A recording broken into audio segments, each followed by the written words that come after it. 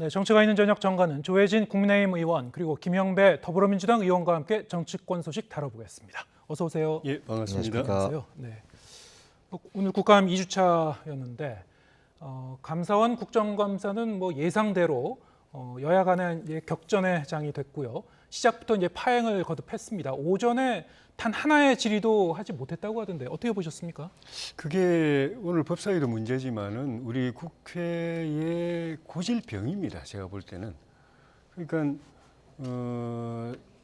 통상 상임위 회의가 시작할 때 네. 의사진행과 관련해서 꼭 필요할 때는 의사진행 발언을 할 수 있는데 우리 국회에서는 의사진행 발언이 국회 파행의 신호탄이 돼버려요. 그러니까 들어보면은 의사진행 발언이 아니고 주질인데 그 주질의는 각자에게 기회가 주어져 있거든요. 그런데 그걸 꼭 굳이 의사진행 발언 신청해가지고 의사진행과 관계없는 그 주질의를 하고 그 주질의는 되게 정쟁적 발언들입니다. 네. 그럼 이쪽에서 이야기하면 저쪽에서 또 받아치고 또 의사진행 발언을 얻어가지고 주질의를 하는 것 자체가 사실 일종의 반칙이거든요. 국회 룰에 어긋나는 거거든요. 그럼 전체적으로 분위기가 안 좋아집니다. 그래가지고 의사진행 발언 가지고 공방 벌이면서 파행되는 게 제일 많습니다. 그래서 저는 이해가 안 돼요. 저도 상임위원장 하면서 회의 진행도 해봤지만은 네. 할 이야기 있으면 주질의 시간 주거든요. 그때 이야기하면 되거든요. 그런데 굳이 룰을 어겨가면서 의사진행 발언을 얻어가지고 정치성 발언 그런 공격적 발언 해가지고 상대방 자극해가지고 저쪽에서도 또 맞받아치고 해서 아수라장 만들어 버리는 거. 이건 저는 우리 의원님들의 좀 소양의 문제라고 생각이 들어요. 아예 발언 기회를 안 주면 뭐 의사진행 발언이라도 얻어가지고 자기 할 말 한다고 뭐 핑계라도 할 수 있지만 그게 아니거든요. 기회 다 주는데도 굳이 의사진행 발언 얻어가지고 의사진행과 관계없는 정치적 발언하고 상대방 공격해가지고 맞받아치고 이번도 그렇게 해서 벌어진 거거든요. 그래서 이거는 사안에 대해서는 여야 간의 입장도 다를 수 있고 비판하고 싶은 것도 있고 공격하고 싶은 것도 있을 수 있어요. 그런데 그 사안 때문에 벌어진 게 아니라 의사진행 발언이라는 이런 그런 반칙적 의사진행 과정에서 벌어지는 거기 때문에 이거라도 생각 자체도 서로 틀리고 이렇게 격돌할 부분이 많은데 이런 룰까지도 어겨가면서 더 정복시키니까 그 국민들이 보기 싫어하는 그런 싸움, 정쟁 장면을 더 많이 보여주기 때문에 이거라도 저는 여야가 할 것 없이 룰을 지키는 그런 국회가 돼야 되겠다는 생각을 오늘 특히 더 법사위를 보면서 더 하게 됐습니다. 네, 감사원 국정감사 이제 파행을 이제 거듭한 거에 대해서 이해가 잘 가지 않는다. 조 의원께서는 그렇게 말씀하셨는데 의사진행 발언은 이제 반칙이라고 말씀하셨어요. 왜 그렇게 의사진행 발언에 나서려고 하는 건가요? 그러니까 오늘 감사원 국정감사가 매우 주목을 받았던 건 두 가지 때문이잖아요. 네. 하나는 감사원이 명백하게 민간인 불법 사찰을 했다는 정황이 지금 확인이 됐단 말입니다. 그러니까 우선 예를 들어서 7천 명에 가까운 공공기관의 임원들이나 이런 분들을 2년치도 아니고 3년치도 아니고 2017년부터 무려 6년치 가까운 자료를 코레일을 이용했던 자료를 다 내놔라 했는데 오늘 또 확인된 게 뭐냐면 이 코로나 걸렸던 그 기록에 대해서 의료 기록이거든요. 이 민감한 개인정보인데 이것에 대해서도 전부 내놔라. 그 다음에 출입국 기록, 그러니까 외국에 나갔던 항공 기록들이나 이런 것들 다 내놔라. 이렇게 했단 말입니다. 그러니까 이거는 전무후무한 민간인 사찰을 아예 대놓고 감사원에서 한 것이거든요. 그러니까 이것에 대해서 감사원이 전혀 자료 제출도 안 할 뿐만 아니라 감사원장이 아까 답변하는 거 보면 어이가 없던데 자기는 잘 몰랐다 이렇게 얘기를 하고 있습니다. 그럼 도대체 그 자료를 그 많은 민간인들의 자료를 그렇게 많이 대량으로 내놓으라 이렇게 할 수 있는 게 감사원장 아니면 누구란 말입니까?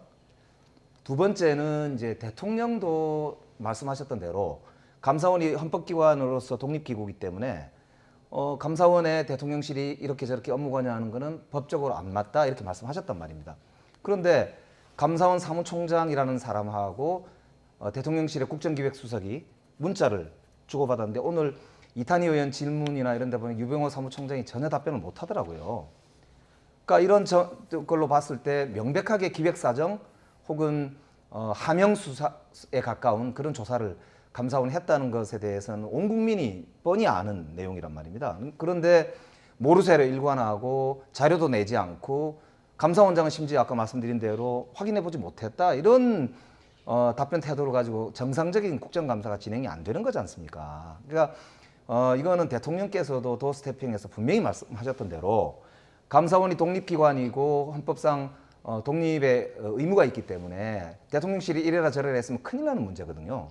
이것에 대해서 국민들이 당연히 궁금해하고 야당으로서는 명명백백하게 밝혀야 될 책무가 있는 것이기 때문에 오늘 그런 내용을 가지고 사실은 여야가 격돌을 했는데 저는 도저히 이해가 안 되는 것이 여당 측에서도 감사원은 독립기구고 당연히 필요한 감사는 해야 되지 않느냐라고 얘기를 하고 있기 때문에 떳떳하다면 자료를 다 공개를 하고 제출을 하고 답변을 정정당당하게 하면 되는 것인데 왜 저렇게 숨길 게 많은지 모르겠어요. 그러니까 결국 파행이라는 건 한쪽에서 뭔가를 막기 때문에 파행이 되는 것 아닙니까? 야당은 자료를 제출하라, 그 다음에 공개하라, 답변을 제대로 해라 이렇게 이제 이야기를 하는 건데 그걸 안 하기 때문에 파행이 된 거 아닙니까? 그렇지 않고서는 파행될 이유가 없는 것이죠. 그러니까 국민들에게 좀 떳떳하게 저는 여당 측에서도 감사원이 저런 잘못된 행태에 대해서는 확인이 된다면 당연히 엄벌을 해야 되는 것이기 때문에 윤석열 정부의 정상적인 국정 운영과 민주주의를 위해서 저는 대승적으로 국정감사를 제대로 진행하는 게 옳다. 이제 그런 생각이 듭니다. 요구했었던 그 자료 자체가 공개가 거의 안 됐었고 그리고 그렇습니다. 답변도 모르쇠로 일관하고 있고 그래서 답답해서 이제 문제 제기를 하는 과정에서 이제 파행이 이루어진 것이다. 이렇게 그러니까 예를 설명을 들어볼게요. 하셨고요. 네. 지금 이제 김재남 원자력 안전재단 네. 이사장의 그 민간인 시절의 자료에 대해서 요구를 했었다는 거잖아요. 네. 그런데 추가로 확인이 된 게 강정구 원자력 병원 상임감사의 경우도 청와대에 근무를 예전에 했었거든요.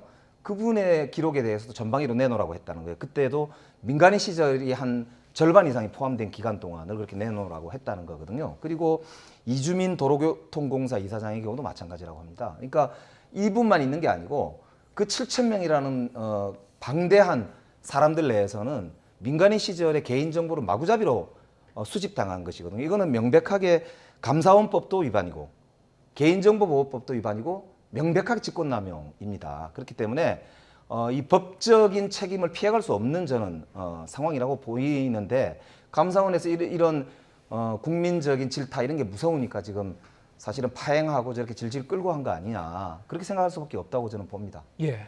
그러다가 이제 오후 들어서 본격 질의가 시작이 됐는데요. 여야가 역시 이제 문재인 전 대통령에 대한 조사를 놓고 치열한 공방을 벌였습니다. 주요 내용 듣고 이야기 계속 이어가겠습니다. 7천여 명의 공직자들을 이렇게 국세청 내역, 그다음에 질병 내역, 그다음에 기타 소득 내역, 그다음에 열차 이용 내역 또 뭐가 더 있을지 모르겠습니다. 이렇게 탈탈 털어서 이게 한 경우가 지금까지 감사원 역사 속에 있었습니까? 그 감사원이 이번 해수부 공무원 피살 사건 감사와 관련해서 감사 개시 그리고 감사 진행 상황에 대해서 대통령실에 보고한 바 있습니까? 없습니다. 그 문 대통령 서면 조사하겠다고 미리 보고한 사실이 있습니까? 그런 사실이 없다고 알고 있습니다. 네. 여야의 입장이 뭐 한쪽은 하명 감사다, 한쪽은 뭐 정당한 절차를 거친 거다. 사실 이제 지난주부터 뭐 계속 되고 있습니다만, 뭐 오늘 이제 국감까지 보더라도 이 논점이 이게 좀 진전되는 바가 없는 것 같아요. 계속 좀 평행선을 달리고 있는 것 같습니다. 어떻게 보셨습니까? 그 잘못한 거에 대해서는 그 야당이 문제 제기를 할 수 있죠. 네. 그런데 제가 여러 차례 말씀드렸지만은 이재명 사법 리스크를 안고 있는 이재명 대표가 되면서 이재명 대표 사수하기에 당이 올인하고 또 국회 운영, 특히 이제 정기국회, 국정감사, 앞으로 이제 예산 부반도 그렇게 될 텐데 이게 다 그쪽에 묶여가지고 극단적인 대치 국면으로 가고 그러다 보니까 이런 정부를 공격하고 또 옥죄고 힘을 빼기 위해서 사실관계 자체도 왜곡하거나 정폭, 과장하고 조그마한 뭐 그 절차적인 문제도 그냥 실패했다, 뭐 참사다, 뭐 국기문란이다 이런 거 그냥 바로바로 그냥 이야기를 해버려요. 그러니까 지금 우리가 지켜봤지만은 박홍근 원내대표 같은 경우는 대통령 취임한 지 2달밖에 안 됐는데 벌써 탄핵 이야기를 했습니다. 국회 대표연설을 하면서. 그 다음에 국정조사 이야기하고 석 달 만에 또 특검 이야기하고 또 장관 또 그 해임 결의안 또 통과시키고 뭐 하나 절차적으로 좀 문제가 있으면은 이거는 참사라고 이야기해버리고 아예 그냥 단어 자체가 엄청 인플레이션 돼가지고 그냥 단계도 없어요. 바로바로 그냥 이번에 감사원 사무총장하고 청와대 수석이 문자 주고받은 거, 그것도 질문, 아마 그 수석의 문자는 없었기 때문에 알 수는 없지만 아마 무슨 질문을 했던 것 같은데, 질문에 대해서 내일 보도자료 나갑니다라고 이야기한 거 가지고 두 사람을 구속 수사해야 된다고 그래요, 민주당이. 그 수사 대상도 아니고 조사 대상, 심지어 조사 대상도 저는 아닌 건데, 좀 오늘 그 국회에서 질의했지만은 일상적인 그 소통이다라고 이야기했듯이 일상적인 소통인데, 그건 조사 대상도 아닌데 수사를 하라고 그러고 바로 그것도 구속 수사를 해라고 해버려요. 그러니까 이게 단계가 없어요. 바로 그냥 울트라로 나가버립니다. 그러니까 그렇게 하면은 지금 정부가, 대통령이 아무것도 할 수가 없습니다. 하는 것마다 다 그냥 구속해야 될 일이고, 다 장관 잘라야 될 일이고, 다 대통령 물러나야 될 일이고, 뭘 하겠습니까? 그게 다 저는 이재명 리스트 때문에, 이재명을 사법 리스트를 이런 식으로 정치적으로 정권을 갖다가 무력화시키고 주저앉혀가지고 그걸 막는 그 전략에서 출발했다고 보거든요. 그래서 민주당을 위해서도 이거는 불행한 겁니다. 국회가 완전히 식물이 돼버리잖아요. 마비가 돼버리잖아요. 정치가 사라져버리잖아요. 그래서 좀 전에 말씀하신 그것도 사실 하명수사라고 그러는데, 그거 가지고 하명수사라고 그러려면 문재인 대통령은 대놓고 대통령께서 직접 4대강 감사하라고 지시를 하셨잖아요. 나중에 감사위원도 헌법에 분명히 감사원장이 감사위원을 추천하게 돼 있는데, 대통령이 추천하면서 이 사람 추천에 올리라고 지시를 했잖아요. 아니, 그 문자 요거 사실과 확인하는 문자 하나 주고받은 까지 구속 수사를 해야 되면 대통령이 직접 4대강 수사하라고 감사로 지시하고 이런 사람 감사원장으로 임명하라고 자기 권한도 아닌데 한 거는, 그럼 무슨 죄로 다스려야 됩니까? 그러면 민주당이 그렇게 울트라로 나가면요, 그보다 더 나쁜, 더 심한 짓을 한 분은 자동적으로 극형이 가는 거예요. 극형으로 가버리는 거예요. 그러니까 그렇게 하시면 안 돼요. 네. 근데 이게 네. 이제 출발이 그런 거거든요. 그러니까 이게 감사원이 이례적으로 전 정부에 대해서 전방위적인 감사를 실시하는 데다가 네. 그 감사의 내용이나 방법이나 이런 게 너무너무 이례적이고, 아까 이제 보셨지만 개인정보를 그냥 마구잡이로 수집을 하고 포렌식도 마구잡이로 하면서 불법적인 이제 과정, 절차, 내용, 이런 이제 감사를 진행을 하고 있기 때문에 문제가 이제 된 것인데, 그게 가만히 보니까 감사원 사무총장이라는 사람이 대통령실에 국정기획수석하고 문자를 주고받았단 말입니다. 저는 청와대 민정비서관을 했거든요. 감사원은 전통적으로 민정수석실하고 이제 파트너입니다. 그게 왜 그러냐면은 이관섭 국정기획수석은 처음에 정책기획수석으로 임명을 받았었는데 이름을 국정기획수석으로 바꿨잖아요. 왜냐하면 현재 대통령실이 축소한다 그래가지고 정책실을 싹 없앴었단 말입니다. 그러다가 정책이 도저히 이제 모니터링이 안 되니까 정책기획수석을 신설했다가 이름을 국정기획수석으로 바꾼 것이잖아요. 감사원 입장에서는 국정기획수석, 즉 정책실은 감사의 대상이에요. 왜냐하면 그 정책이라고 하는 것을 제대로 하는지 이를 감사하는 대상이 정책실이거든요. 다만 이제 대통령 산하로 감사원이 형식적으로 되어 있기 때문에 대통령과의 기본적인 소통이나 업무 연락을 위해서는 민정비서관실을 통해서 그동안은 기본적인 걸 했어요.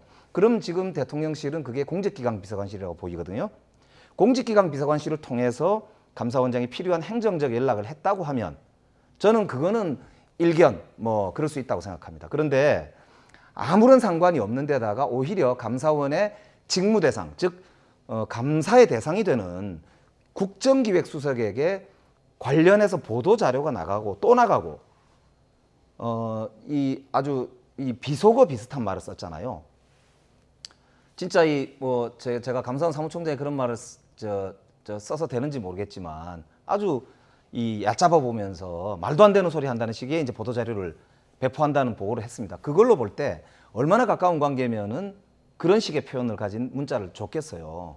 그러니까 저는 누가 보더라도 저 문자는 아주 여러 번 소통하고 있고 국정기획수석하고 내밀하게 뭔가를 의논하는 사이구나라는 걸 금방 알 수 있는 문자입니다. 그렇기 때문에 저는 만약에 유병호 사무총장과 이관섭 수석이 떳떳하시다면 지금 감사원이 뻑하면 하는 게 포렌식입니다. 본인 휴대폰을 까서 문자와 SNS 전체를 공개를 하면 됩니다.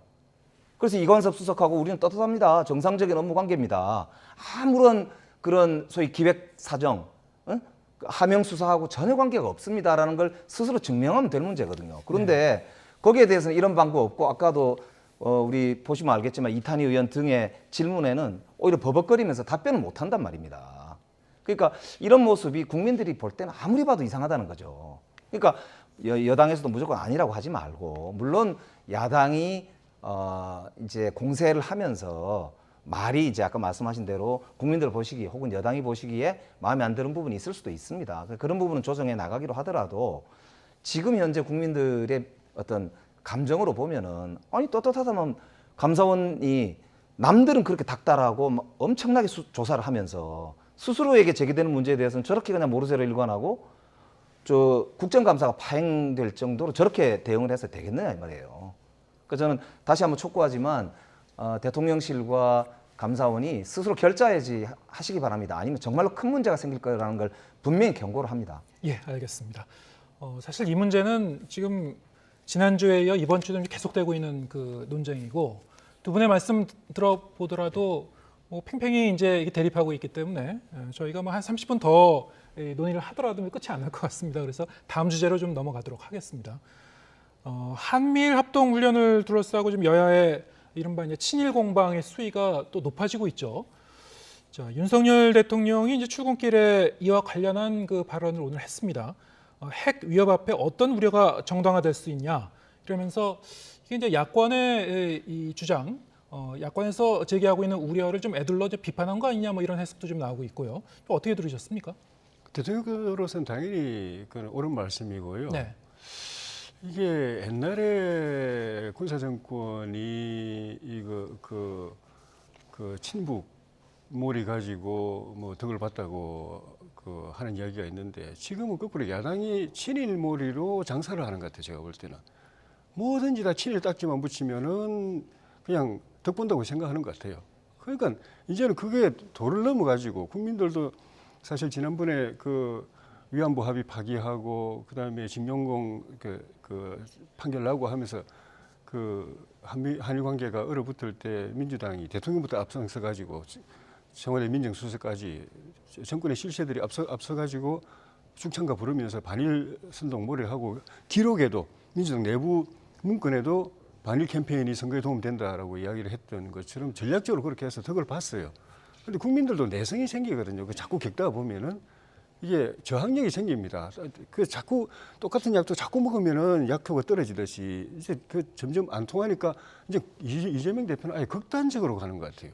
안보까지도 국방까지도 친일 국방이란 말까지 이제 그다 더 붙이고 있어요. 아니 나라 지키고 국민의 생명 안전을 지키는데 친일 반일이 어디 있습니까? 그 숭고한 그게 그 자체가 가장 최종적인 가치고 가장 숭고한 가치인데. 그리고 그 이재명 대표는 그 지금 당장 국민들이 느끼는 북한의 핵, 전술 핵을 이제는 실제로 사용할 수 있다고 저렇게 엄포를 놓고 있는 거, 심지어 저 우크라이나 러시아 전쟁에서도 푸틴 대통령이 전술핵 사용할 거라고 이야기하는 것에 대해서 모두가 옛날에는 그건 불가능하다고 생각했는데 이제는 가능할 수도 있다, 핵이 터질 수도 있다, 전 세계가 핵 전쟁의 재앙 속으로 말려들 수 있다는 그런 염려를 하고 있는 상황이니까 김정은도 그럴 수 있는 것 아닌가 하고 염려를 하고 있는 상황인데, 그걸 막기 위해서는 우리가 할 수 있는 수단 다 해야 되는데, 국민들을 그 핵 재앙으로부터 지켜내기 위해서는 할 수 있는 역할을 다 해야 되는데, 한미일 그거 협력하지 마라. 그 한미일 그 다른 일로 협력합니까? 북한 핵하고 미사일 그 핵 재앙으로부터 막기 위해서 우리 힘으로는 안 되니까 미국하고도 손잡고 일본하고도 손잡고, 일본은 특히 우리를 돕는 미국이 거기에 근거를 두고 있기 때문에 부대도 거기 있고 군사 장비도 거기 있고, 일본이 협력 안 하면 우리를 돕는 미국의 역할도 사실은 어려운 거 아닙니까? 그 당연히 일본하고도 협력을 해야 되는 것인데 하지 말라고 이야기하면 북한 당장 현실화될 가능성도 명백하고 현존하는 그 위협이 현실화될 가능성이 있는, 거기에 국민들 노출시키라는 겁니까? 아무리 반일 장사를 해도 저거는 너무 나갔어요. 제가 볼 때는 이재명 대표. 나간 거라고 이제 지금 사실은 비판하시는데, 말씀이 굉장히 우려되는 말씀이에요. 왜냐하면 대통령 말씀도 아까 제가 듣고 상당히 놀랐는데, 뭐냐면은 핵 위협 앞에서는 누구든 손잡아도 된다 이렇게 말씀하셨잖아요. 그런데 핵 위협이 어제 오늘의 일이 아니지 않습니까? 벌써 핵 실험을 하고, 심지어는 그 전에 클린턴 정부 때도 그랬고 북한을 폭격하려고 미국이 그랬던 적도 있지 않습니까? 그러니까 지금보다 오히려 더 훨씬 위험하던 때도 있었습니다. 그때도 굳건한 한미 동맹의 기초에서 우리가 다 지금까지 헤쳐왔어요. 일본에 손 내밀고 그렇지 않아 가지고 무슨 문제가 생겼던 적이 한 번도 없습니다. 지금 윤석열 대통령의 저 인식은 이미 일본하고 군사협력을 하려고 딱 정해놓고 핑계를 찾는 거라고밖에 볼 수가 없습니다. 그러니까 지난번 미국 가서도 기시다 총리가 만나자 소리도 안 하는데 억지로 찾아가서 일본 유엔 대표부가 있는 건물에서 가서 국기도 걸지도 못하고 앉아가지고 그 기시다 총리는 그거를 간담회라고 표현했지 정상회담이라고도 하지 않았지 않습니까? 이런 굴종적 자세를 도대체 왜 보이는지 이해할 수가 없습니다. 그러니까 사실 윤석열 정부의 심각한 게 김태효 안보 1차장은 자위대 한반도 개입을 주장하는 사람이잖아요. 윤덕민 주일대사는 전범기업의 자산에 매각하는 걸 반대했습니다. 대통령실은 광복절 날 일본의 신사 참배에 대해서 관습이다라고 얘기했어요. 그리고 문체부 장관은 심지어 청와대 총독부 관저를 복원하겠다고까지 얘기했습니다. 하나만 더 보태지면 지금 을사오적이라는 이야기가 나올 판입니다. 이게 한일 관계는 정말 우리가 역사적으로 식민 잔재가 전혀 청산되지 않은 상태이기 때문에 정말 특수한 관계로서 우리 민족의 감정뿐만 아니라 그동안 우리 한반도 주변에 우리 한반도의 운명을 개척해 나가는데 대한민국이 어떤 전략을 쓸 거냐의 핵심적 고민 중에 하나였고, 그렇기 때문에 역대 보수 정부들도 여러 고민들이 있었지만 결국 일본하고는 군사협력을 못한 것입니다. 이명박 정부 때 그걸 추진하다가 그때 정말 이명박 정부 엄청나게 타격을 받지 않습니까? 지금 김태효 차장 이런 분들이 전부 이명박 정부 때 그거 추진하던 분들이에요.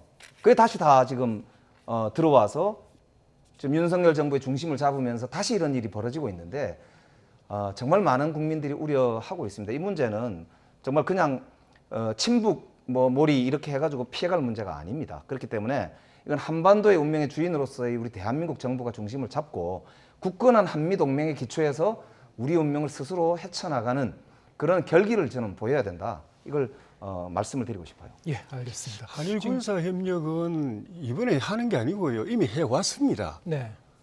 정보 협력도 해왔고 우리 북한 핵 미사일을 탐지하고 대처하고 삼축 체인 같은 걸 운영하고 하는 데는 우리 정부만으로는 안 돼요. 미국 정부도 얻어야 되고 일본도 이지스함을 비롯해서 탐지 능력이 우리가 갖지 못한 걸 갖고 있기 때문에 그까지 받아야 대처를 정확하게 할 수 있는 것이고 그런 협력도 해왔지만 무엇보다도 한미동맹은 일본이라는 존재가 없으면 작동이 안 됩니다. 우리를 좀 전에 말씀드렸지만 우리를 돕는 일본, 미군 해군, 미군 공군들이 일본에 기지가 있어요. 아니, 그건 그렇지 않습니다. 일본이 그 협력을 만약에 못하게 한다고 한다면 우리는 미국 도움도 받을 수 없는 거예요. 그래서 문재인 대통령 때도 한일 간의 군사협력이 있었어요. 그래서 한미일 국방장관 협의에 의해서 문재인 대통령 때 그 합의에 의해서 한미일 군사 합동훈련이 있었던 겁니다. 그게 있었는데 제가 자료를 보여드릴게요. 그다음에 있었는데 그 뒤에 그 문재인 정부의 죽창가 부르면서 반일을 하면서 이 협력 관계가 완전히 무너지고 와야 되는 상황이니까 그 반면에 북한의 핵 위협은 고도화되고 현존하는 위협으로 다가오고 있고 하니까 빨리 이런 한미일 협력 관계 그걸 통해서 한미 동맹 더 강화하는 작업을 하지 않으면은 큰일 날 상황이 됐기 때문에 대통령이 그렇게까지 한 거죠. 한일 관계를 정상화시키기 위해서, 복원시키기 위해서. 그거를 문재인 때는 한일 협력 안 했다, 군사 협력 안 했다 하고 우리만 하는 것처럼 이야기하는 거는 그건 정말 왜곡입니다. 예, 만약 그렇게 했다면 그건 정말 자료를 안 보여드릴 수가 위선이고 없어요. 기만이죠. 예, 30초만 예. 좀 더 드리겠습니다. 이 보시면 한미일 국방장관이 회담을 했어요. 그런데요, 이게 보면은 각자가 자기 해역에서 했던 정보 교류입니다. 지금처럼 미사일 대응 훈련을 직접 한 게 아닙니다. 그리고 독도 그렇게 가까운 곳에서 한 것도 아니고요. 이거는 명백하게 한미일 군사 협력이라는 이름하에 일본 자위대를 군대로 인정하는 아주 위험천만한 일본의 개입을 정당화시켜주는 것이 전형적인 일본의 입장에 선 그런 이제 해석이거든요. 그렇기 때문에 저는 친일 이야기 안 나올 수가 없습니다. 그렇기 때문에 알겠습니다. 이거에 대해서는 우리 온 국민들이 정말 걱정하고 있다. 이 말씀을 꼭 드립니다. 저는 이재명 대표가 좀 시간이 없어서 말씀 못 예. 드리지만 정말 중요한 건데 이재명 대표나 민주당이 반미를 약간 변제시켜가지고 반일로 지금 몰아가고 있는 것 아닌가. 실제로 반미를 이야기하고 싶은데 그걸 대놓고 이야기 못하니까 반일해서 옛날 갈권 이론이라는 것도 있지만 일본하고 우리가 관계 끊어지면 사실 미국하고 관계도 끊어진다는 것이 학계의 그 이론입니다. 그래서 약한 고리인 한일 관계를 끊어가지고 결국 한미 관계도 끊으려고 하는 것 아닌가 하는 예, 그런 알겠습니다. 염려예요. 예, 제가 뭐 질문을 그 몇 개 많이 안 드렸는데도 이제 20몇 분이 이제 훌쩍 지나갔네요. 그만큼 이 여야 간의 이제 첨예한 이제 의견 대립을 이제 확인할 수 있었던 것 같습니다. 오늘 말씀 여기까지 듣겠습니다. 조혜진 국민의힘 의원 그리고 김영배 더불어민주당 의원과 함께했습니다. 고맙습니다. 예, 고맙습니다.